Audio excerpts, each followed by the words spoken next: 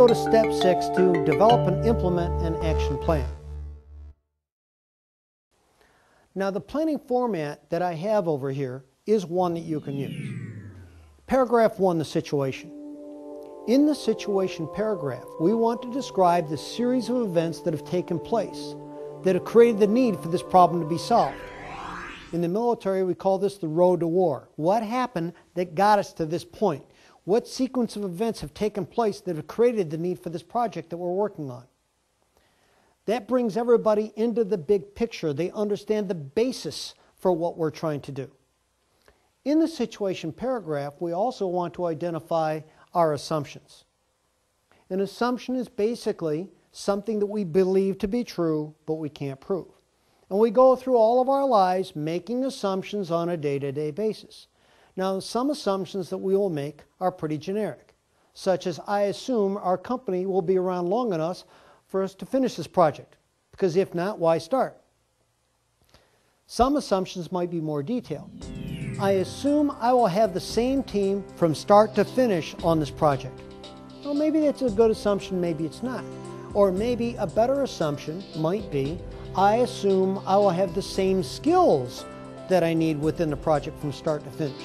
The faces on the team may change, but the skill set will remain. That might be a good assumption. So we make assumptions, we base our plan on those assumptions, and we write the assumptions down. So then as we execute the plan, we test and validate our assumptions. If we find that an assumption we made is false, then we have to change the plan. Because the house we thought we built in solid rock is really built on shifting sand.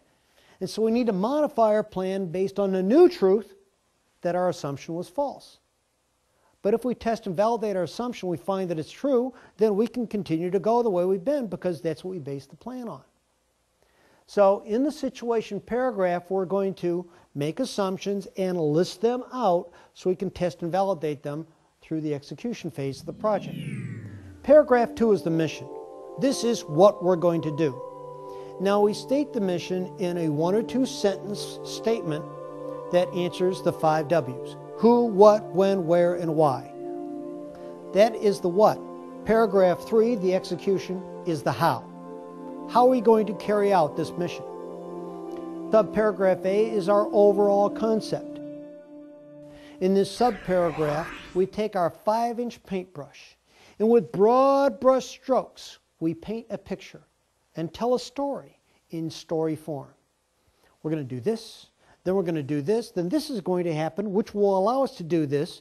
At this point, we're going to have to make a decision. We're going to do A or B. If we do A, we're going to do this. If we do B, we're going to do this. Regardless which course of action we've taken, we're going to come together over here. We're going to do this, and then we'll wrap up the project by doing this.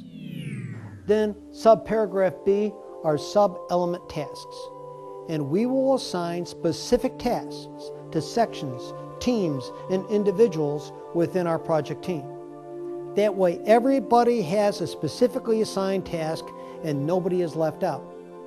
Where 2 or more people or groups of people have to coordinate their actions, we will specify exactly how they're going to coordinate it.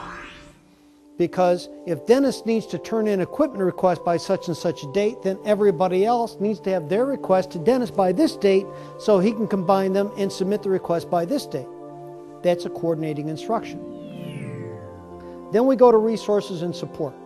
What do I need and where is it coming from? Paragraph 5, how are we organized? How will we communicate?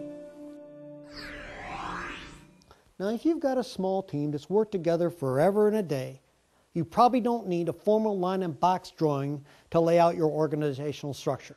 Simple list of names, contact information, key responsibilities is probably enough.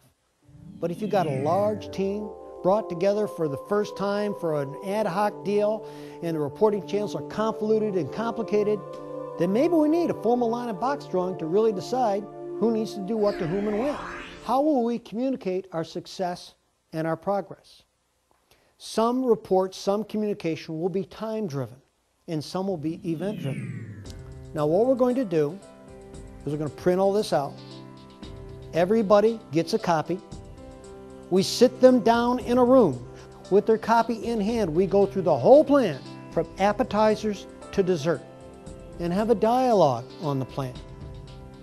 And then as we go through this verbal dialogue, they can make marginal notes and annotate their plan with the increased information that comes out in the verbal dialogue to amplify the stuff that's already in the printed copy. And then when we're all done, we want to make sure they all understand it, right? So what we want to do is ask them, what are you going to do to carry out your part of the plan? And if those actions make sense, then I know we have understanding. Ladies and gentlemen, the perfect plan that is not understood and as a result is poorly executed will fail.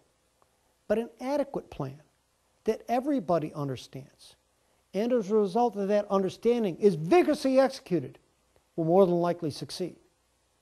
We don't have to have the perfect plan. We just have to do it perfectly. And that perfect execution comes from knowing what the plan is in the first place. So the question is, what are you going to do to carry out your part of the plan?